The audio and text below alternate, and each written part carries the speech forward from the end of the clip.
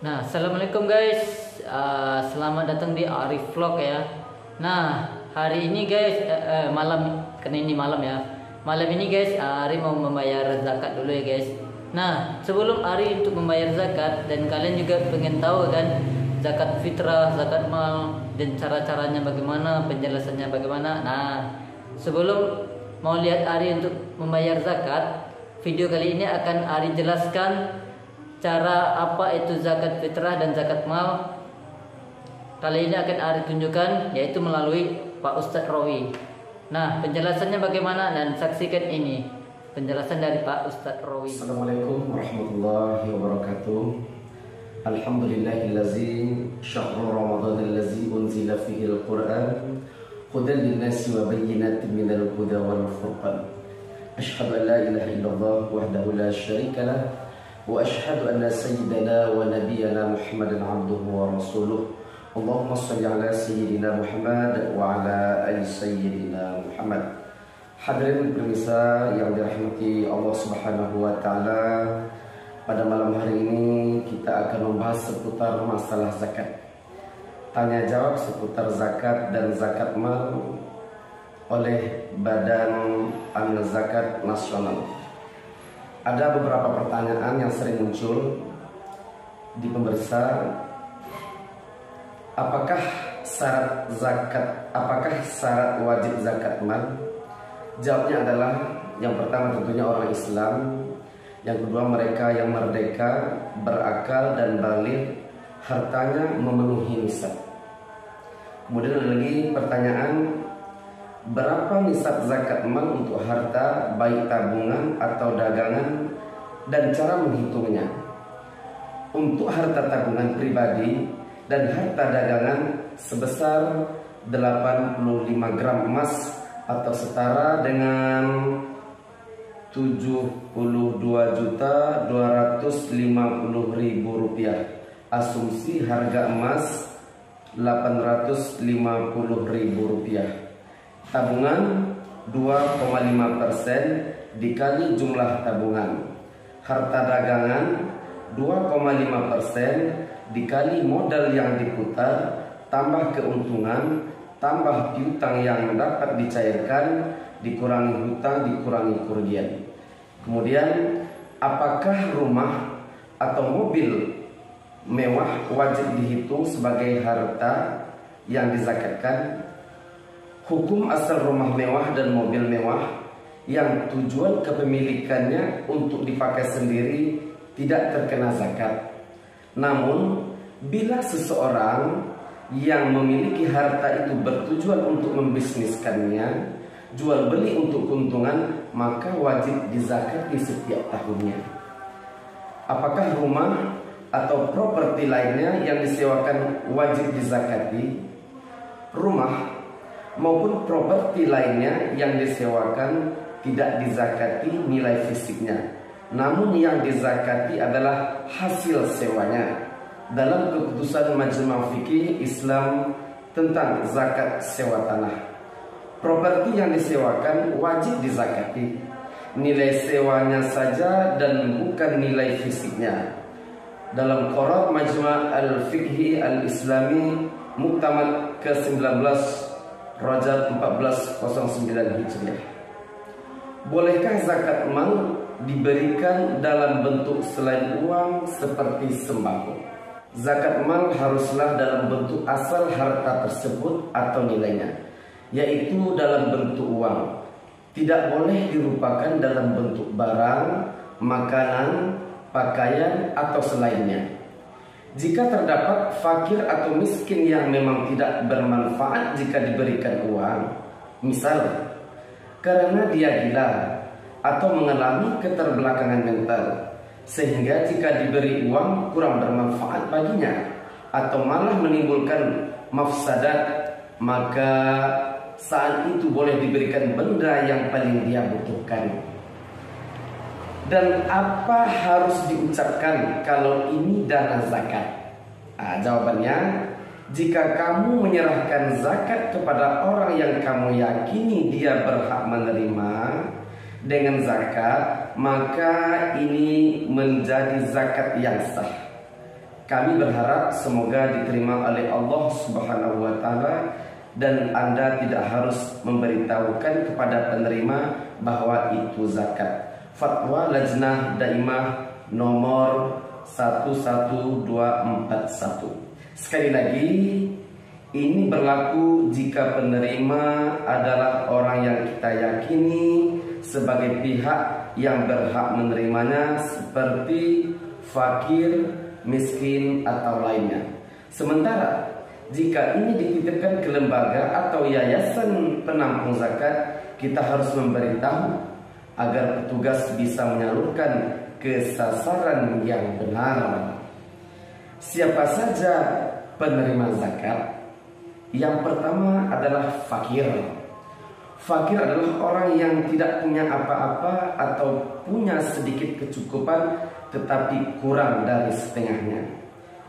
Kemudian miskin, orang yang mendapatkan setengah kecukupan atau lebih tetapi tidak memadai.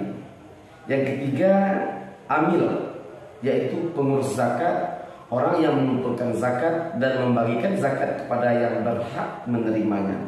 Kemudian yang keempat, mu'allaf, orang yang dibujuk hatinya, orang yang baru masuk Islam. Kemudian adalah riqab, yaitu hamba sahaya.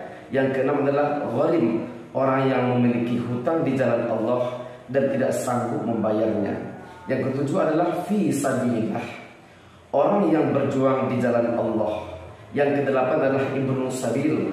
Ibnu sabil adalah orang yang dalam perjalanan karena Allah, yang tidak memiliki biaya untuk kembali ke tanah airnya.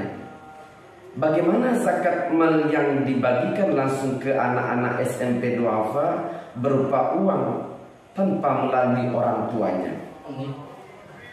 Jika memang anak SMP telah memayyiz atau akil baligh dan termasuk dalam golongan yang berhak menerima zakat, maka dibolehkan. Pertanyaan lagi, apabila kita membayar zakat melalui panti asuhan yatim piatu, apakah itu sah secara hukum Islam? Pada dasarnya, anak yatim tidak termasuk orang yang berhak menerima zakat. Akan tetapi bila anak yatim itu tidak mampu, maka ia berhak menerima zakat. Jadi, yang menjadikan anak yatim bisa menerima zakat bukan karena statusnya sebagai yatim, tetapi sebagai orang yang tidak mempunyai kemampuan. Pertanyaan lagi, apakah boleh seseorang menyalurkan zakat untuk kakek kandung, nenek kandung, orang tuanya, istri, anak, atau cucunya? Jawabannya, tidak boleh bagi seseorang muslim mengeluarkan zakat untuk kedua orang tua kandungnya sampai ke atas, kakek, nenek, dan juga tidak boleh pula untuk anak-anaknya sampai ke bawah, termasuk cucu kandung. Bahkan kewajiban dia adalah memberi nafkah untuk mereka dari hartanya jika mereka butuh dan ia mampu untuk memberi nafkah. Fatwa Al-Mar'ah Al-Muslimah, terbitan Darul Haisam, cetakan pertama 1423 Hijriah, halaman 168. Jawab, pada prinsipnya zakat tidak boleh disalurkan kepada orang yang biaya hidupnya masih menjadi kewajiban tanggungan muzaki. Apakah boleh memberikan zakat kepada keluarga istri, misalnya mertua, kakak ipar, atau adik ipar yang dipandang menjadi golongan penerima zakat? Memberi zakat kepada mertua dan saudara ipar dibolehkan, dikarenakan mertua atau keluarga istri secara umum bukan termasuk orang yang wajib dinafkahi oleh seorang suami. Meskipun dianjurkan bagi suami untuk memperhatikan keadaan keluarga istrinya sebagai bentuk muasyarah bil ma'ruf, melakukan interaksi yang baik kepada istrinya. Pertanyaan lagi, bolehkah seorang istri berzakat kepada suami sendiri yang termasuk golongan mustahik zakat? Syekh Abdul Aziz bin Bas menjelaskan, tidak ada masalah bagi wanita yang mengeluarkan zakat perhiasan atau zakat lainnya kepada suami yang fakir atau memiliki utang yang tidak mampu dilunasi. Jika harta cukup nisab maka wajib, atau tidak berdosa istri memberi zakatnya kepada orang yang bukan menjadi tanggungan nafkahnya termasuk suami.